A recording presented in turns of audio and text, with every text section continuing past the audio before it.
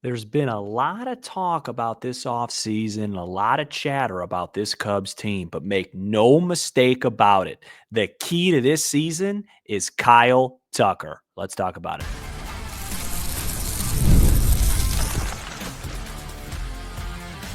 You are Locked On Cubs, your daily Chicago Cubs podcast, part of the Locked On Podcast Network, your team every day. You are Locked On Cubs, part of the Locked On Podcast Network, your team every day. I'm Sam Olbert. I'm a lifelong fan, taking my passion into a discussion with you on all things Cubs. Thanks for being part of the show and making Locked On Cubs your first listen today. And the best way you can help us grow the show is to listen every day, like the video, and comment anything below. Folks, how many times have you heard me and Matt talk about Jed's comments of outperforming projections? To be a really good team, you need to have guys that outperform projections. And there's merit and validity and truth to what Jed is saying. And the messaging sometimes I think isn't great, but I get what he's trying to say. There's one guy, at least one position player on this team that doesn't need to outperform projections. Now, if he did, that would be wonderful, but it's not necessary. He just needs to meet expectations. He just needs to be what he's supposed to be. And that guy is Kyle Tucker. Why? Because Kyle Tucker is a star. Kyle Tucker is a hub. Kyle Tucker is an aircraft carrier, if that's what you'd like to say, a war consolidator, whatever term you want to use to describe a star player, that's what Kyle Tucker is. Now, there's no reason to believe that he's not going to perform like a star, but it's been so long since we've had an offensive player like this. I just wanted to remind everybody that the key to this season, make no mistake, is he needs to play like a star. When you have stars, you need your stars to play like stars. If Juan Soto and Aaron Judge weren't Juan Soto and Aaron Judge, that Yankees team would have not even made the postseason, let alone the World Series, right? There's so much expectations when you have a star level player and you need them to deliver. And Kyle Tucker is the missing piece that this offense is needed, assuming we get the version of him that he's been most of his career. And I'm going to tell you why. The Cubs in 2024 came up short because of 2 months of very bad baseball. Now, it wasn't just the offense, although the offense had a lot to say about it, and we'll talk about that. The bullpen struggled, and, the bullpen there were a lot of games the bullpen needed to just close out close games, and they couldn't do it. I mean, we all know that recipe in May and June of last year. Offense has a chance to blow the game open, add on. They can't do it. It's 4-3 late. Somebody comes in the 8th or 9th and can't get the job done. And then we hear about all July, August, and September. Hey, since June 30th, the Cubs bullpen is 5th in baseball. It's like, great, but the season's already pretty much over because of those 2 months. And you just can't have 2 months like that. And offensively, it was even worse. For those 2 months, the Cubs were one of the 3 worst offenses in baseball. I mean, it was, Seattle, the Sox, maybe the Cubs were 4th worst, but it was really, really bad. And that's why you go get a guy like Kyle Tucker, because he raises your floor. Kyle Tucker doesn't have 2 bad months like that. Kyle Tucker is going to be able to take the pressure off of Dansby, Seiya, Ian, Nico, Bush, Shaw, whoever it is, when those guys are really, really struggling. Even a Kyle Tucker bad month, which I'll get to in a second, isn't as bad as everybody else's bad month, because when you're a star player, you have a very high floor and a very high ceiling. So let's give an example. Who's Kyle Tucker replacing on this roster? Why is this team projected to be 4 wins better this year than last year? Well, it's because he's taking the place of Cody Bellinger. And we all know that in 2024, Cody Bellinger did not perform like a star player. And every number metric backs it up. But I want to rewind to 2023. And I want to get you guys excited here because in 2023, Cody Bellinger in July and August not only performed like a star player, but to get particular, he performed like a superstar. In July, he batted 400 with a 1.122 OPS, July of 2023. In August, he batted 324 with an 887 OPS. And folks, those 2 months were the best baseball the Cubs have played, not counting COVID, since 2018. They had a stretch during those 2 months where they went 33-14. And there were a lot of reasons for that, but Jed has said himself, Cody Bellinger performed like a star and everybody followed in line, and that led the way for this Cubs team.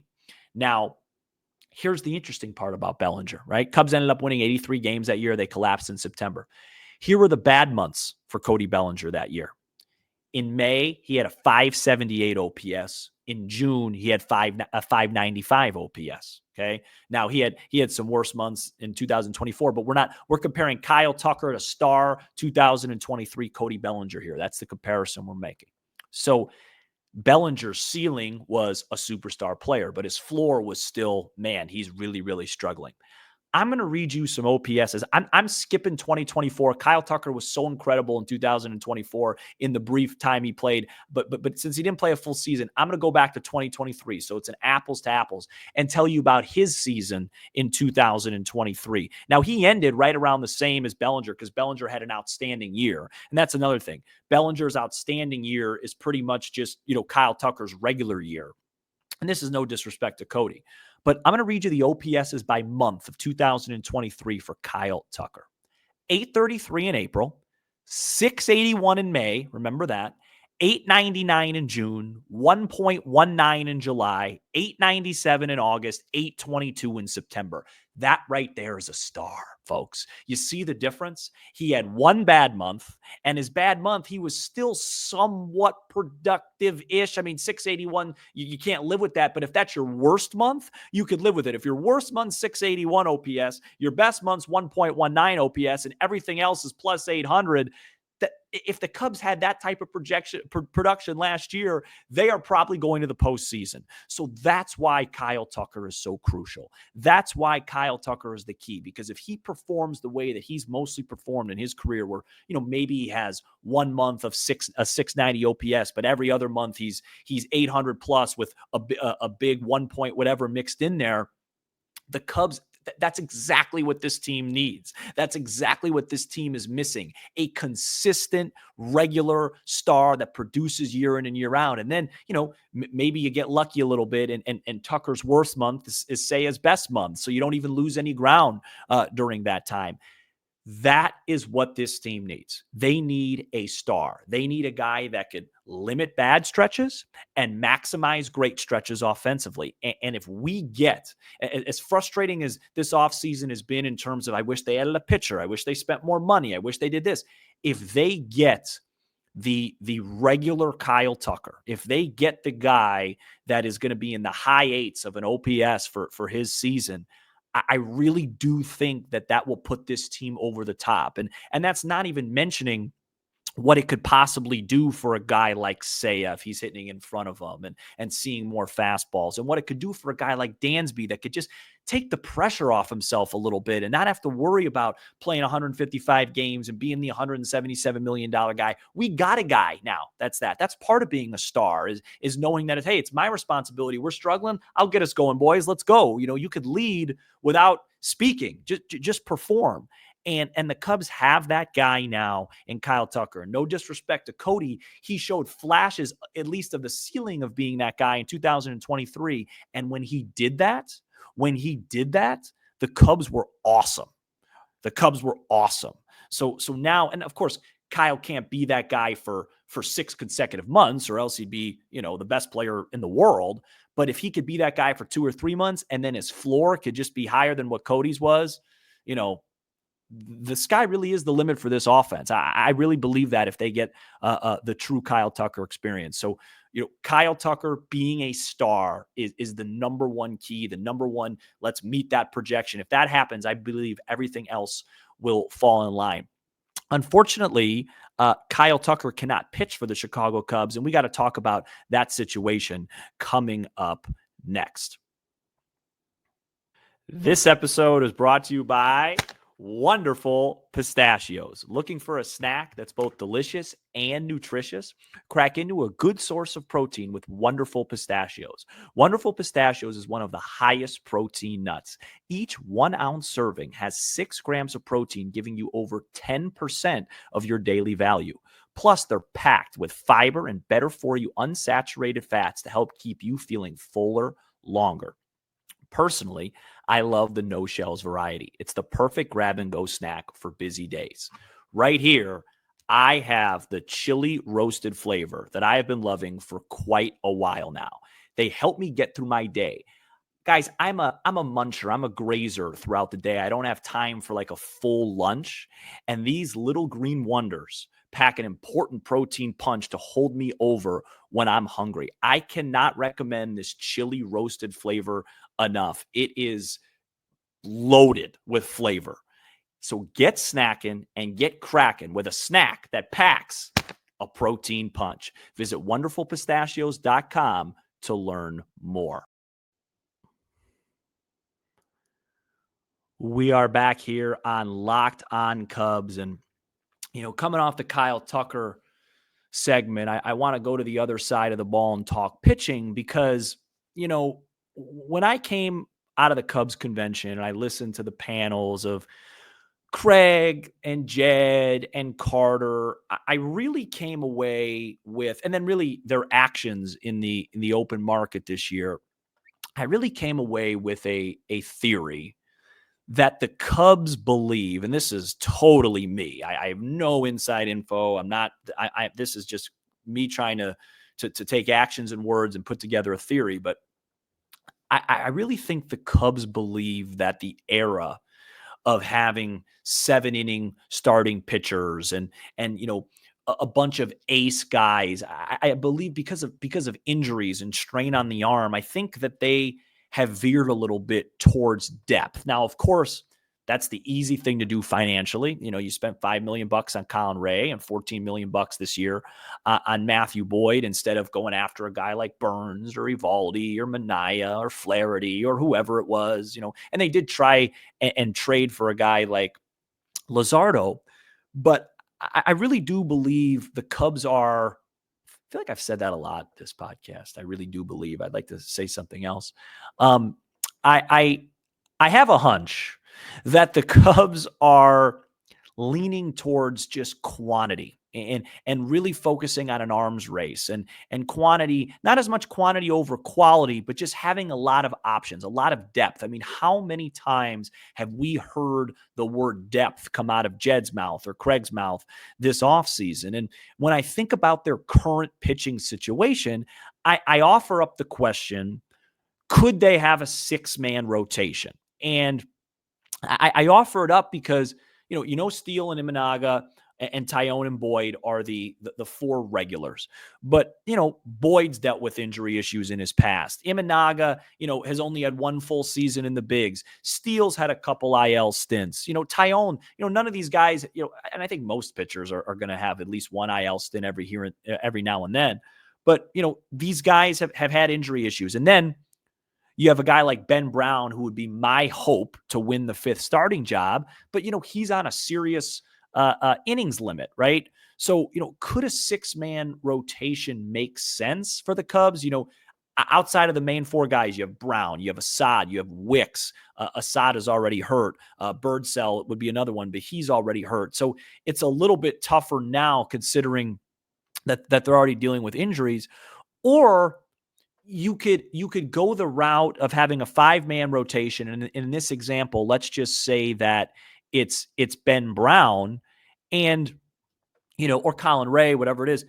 But if it's Ben Brown, it kind of is a 6-man rotation without 6 guys starting, because Steele goes his regular amount, Imanaga goes his regular amount, Tyone does the same, Boyd does the same, and then Brown comes in, and you really say, hey, Ben, I just want you to go like 4 innings, 1.5 times through the order. Give me max effort. Give me your best. We don't want to put too much on your arm. You're not going to pitch that many innings. And then before the game even starts, you know it's going to be Wicks coming in after him or Colin Ray coming in after him. So that 5th guy could kind of be it's really 2 guys tackling one spot, and they're piggybacking off each other. That's possible as well. But the advantage of the 6-man rotation and having, another guy is that, Imanaga gets full rest. Remember last year, they tried really hard to get him full rest, sometimes even an extra day of rest to make it through the season. Remember that series, I think it was Memorial Day. Was it Memorial Day weekend, or was it the week before? Whenever they were playing in St. Louis, where he was scheduled to pitch, there was a rain out, and they're like, you know what, this is fine. We're just going to skip Shota and get him some more rest. Like, rest is a really big part of this. These pitching injuries are just such a huge part of the sport right now. And I think the Cubs are really smart. I mean, they've hired Tyler Zombro, who by all accounts is just one of the best pitching minds in the game. And I think they're going to be really diligent and really smart about how they use these guys so, they could get them for the full season. Now, the counterpoint is you don't want to give away too many games early. We know my rants and how I feel about that. A 4-game win streak in April is no different than a 4-game, streak in September. Like you need these games, but you also want to have guys healthy and at their best the rest of the year. And I just wonder that, if the Cubs do, have at least what I said with a 5-man rotation and then having a guy piggyback, or, maybe every other week, Colin Ray makes a spot start to just give everybody else an extra day. That is the one thing. And I know Assad and Birdsdale are hurt, so it's a little bit of a not as strong of a statement as it would have been about a week ago. But I do believe that this team's biggest strength is their depth with their arms. That they have so many options. We talked about the main 4 plus Brown plus Assad plus Wicks plus Birdsdale. You still have Cade Horton down there.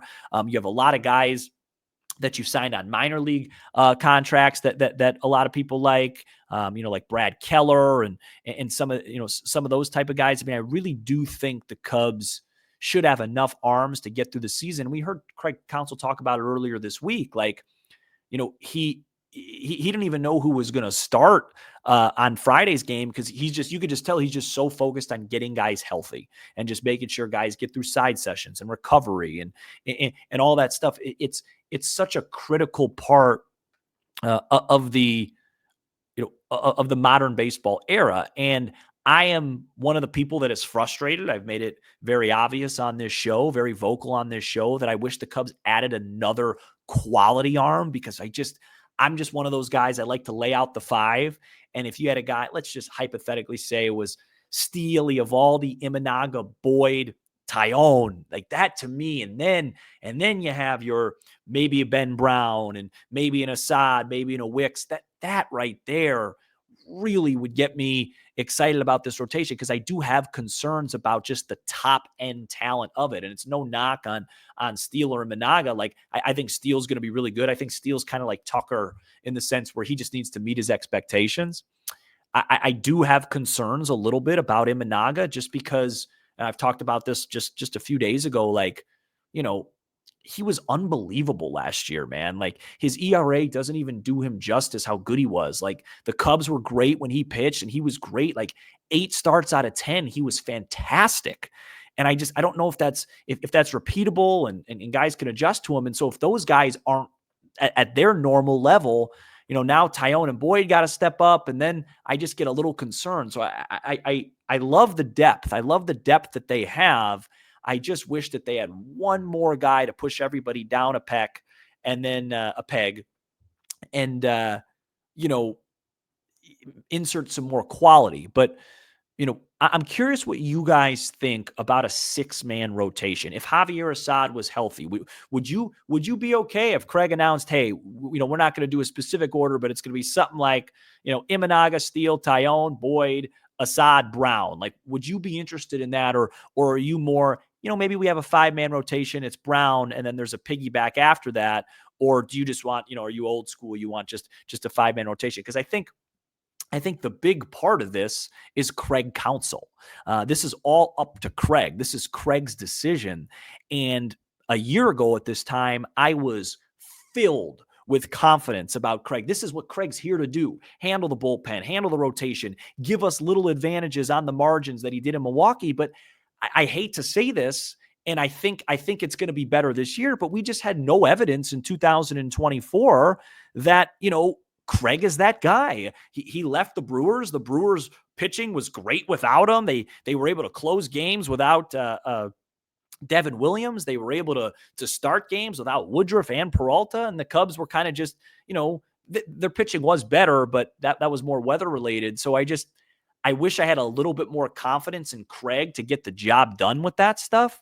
But this is a great opportunity for him to showcase why he's here, because he could be really creative and really fun and really, pragmatic and smart on how to use these guys to make everybody at their best and get the best out of everybody. So, we'll see how that goes. I'm looking forward to it. Coming up next, we're going to veer a little bit. We're going to have some fun. I'm going to talk about my best and worst moments at Wrigley Field, and that's coming up next.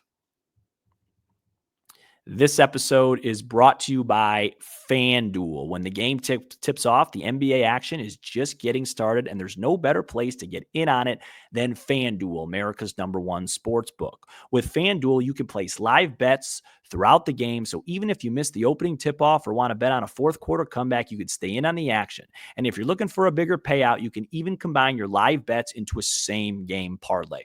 I've been going the futures route lately. I've been on the baseball grind. And I'll tell you this, the other day we talked about PCA and his prop. We're talking about Kyle Tucker on the show today. His over-under right now for home runs on FanDuel is 27.5.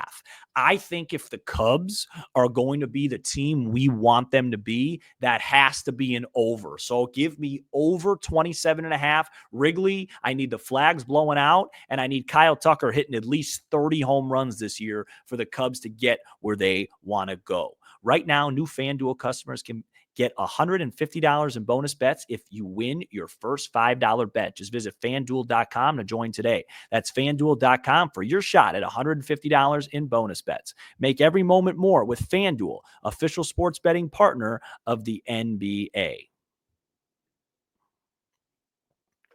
We are back here on Locked On Cubs, and we've done our best and worst segment a lot. And I want to change it up a little bit and get more personal with it and make it more a little Cubs related. So I want to go today with best and worst Wrigley Field moments for me. I've always been asked this a lot, especially in meet and greets and in public and stuff. What's your favorite Cubs memory being at the game? And, what's your worst? I want to talk about that. The first thing I want to say is this, though.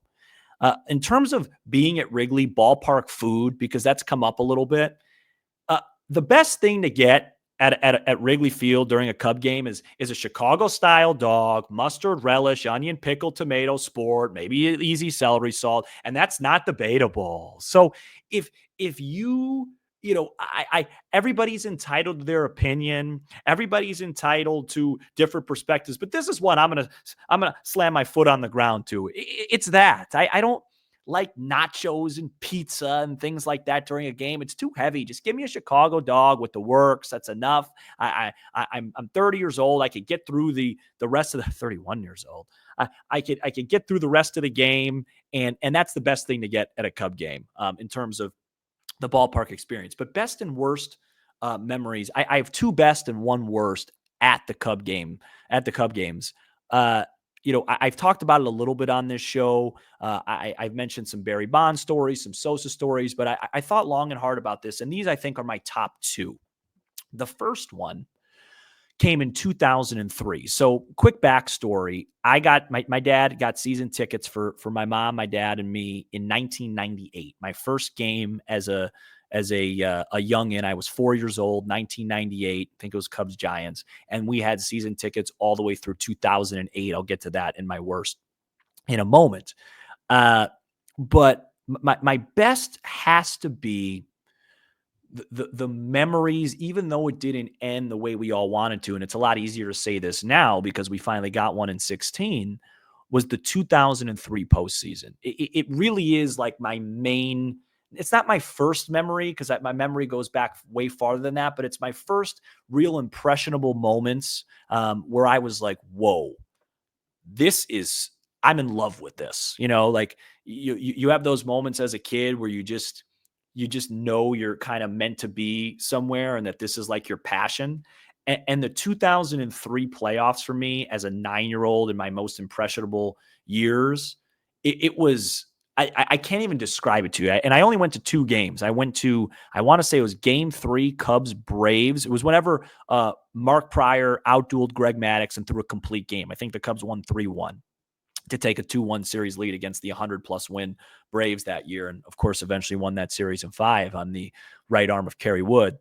But I just remember the atmosphere. And I almost remember, like, as a 9-year-old, you have no care in the world, no worries. But I remember like being like nervous and scared. I was like, where am I? And, this was pre-social media. And you guys know how I am with that. And I'm old school, and I just think things were just much more simpler. And it was, nobody was on their phones. Nobody was recording anything. It was just, you were there, you were in the moment, and you just knew you were a part of something that had a chance to be. Of course, it didn't work out, just historical. And I didn't need my dad to tell me what was going on. I didn't need anyone to teach it. You just had to look up, have your ears on, your eyes on, and everything around you just said, this is different. This is special. Because I had been to so many games before that, and this atmosphere was just different, and it was so cool. And then the second game we went to was the game 2 against the Marlins in the CS when, Sosa hit the ball in the camera well, and they just blew him out after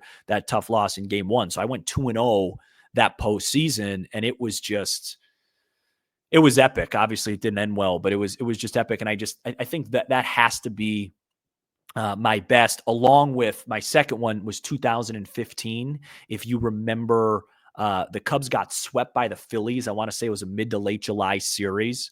And they came back the next day and played the Rockies, and they were starting to struggle and hit a wall. And I was at the game where they blew a late lead, and then KB hit a two-out, 2-run walk-off homer. I think it was off of John Axford.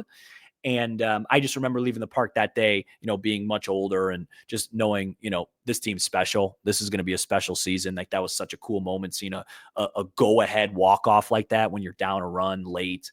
And of course, that team, I always say that 2015 team and 2017 team don't get the respect that they deserve because 16 won the World Series. That 2015 team won 97 games and beat the St. Louis Cardinals. So that was a special year.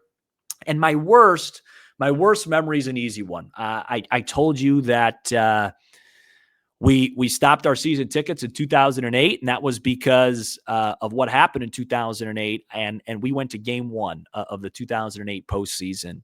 And for those younger people that listen to this show, the 2008 team was kind of supposed to be the 2006 team. It had those vibes. Everything was there. They had everything. Great pitching. You felt good about the bullpen. You had a monster lineup. You had 3 beasts in the middle of that lineup, and they won 97 games. They traded for Rich Harden at the deadline. It was kind of the perfect storm. And game 1 in that series, just like game 1 against the Giants in 16, you just felt like you needed to win it. And the Cubs got out to a 2-0 lead. DeRosa hit an opposite field home run, a straightaway right, like down the right field corner. It was 2-0. But Dempster was in and out of trouble, and he was wild for most of the game. And it was the 5th inning, I want to say. He walked the bases loaded, and James Loney came up and hit a grand slam. And I looked over. I was with my mom and dad, and my dad was literally like, his head, if you're watching on YouTube, was like in his hands, in his chair for like 2 innings. And Cubs went on to lose that game, and my dad was so upset, and we just knew. We knew the series was over. The next game, they made a bunch of errors and got swept, and that was it. And my dad sold the tickets after, and we just knew it was like that was that window, and it just didn't feel like they were going to be really good for a while. And it turned out to be not. 7 years later, it was 2015, and you knew it. You knew it walking out of the park that night. That just the Dodgers were hot, and they had Manny rolling and all these guys, and it was a devastating defeat to be a part of. And the last game I've ever went to as a season ticket holder. I've went to a bunch since, but as a season ticket holder. So those are my best and worst memories. I think the best and worst, just doing like personal Cubs stuff will be really fun. I am in Las Vegas tomorrow. So Matt is going to handle the show. And then in a couple of weeks, or actually in a week, at the end of the week, I'm getting another wisdom tooth procedure done, which is going to be a little bit more invasive than the first one, where I didn't have to miss any time. So I may miss a show or two, not this upcoming week, but the week after. So if you don't see me, that's why. But just going to get all that stuff out of the way so we can roll into what should be a very fun Cubs season. Thank you so much for checking out this edition of Locked On Cubs. You give us 20 to 30 minutes and we'll give you all things Cubs with a laugh or two along the way. Be sure to hit subscribe on YouTube, smash the like button for the algorithm, and leave a 5-star review on Apple, Spotify, and everywhere you get your podcasts. I'm Sam Olber, and this is Locked On Cubs.